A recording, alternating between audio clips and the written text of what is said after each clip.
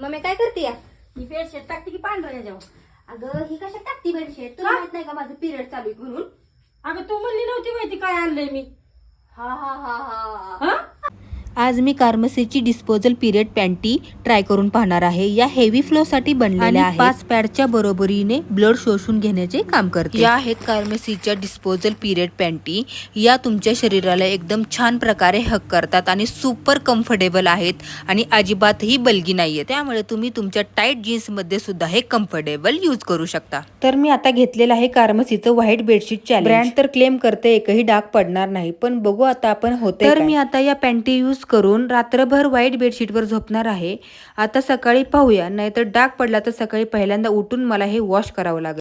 पाहते तर काय, अरे वा, एक सुद्धा डाग नाहीये, म्हणजे हे वर्क करते.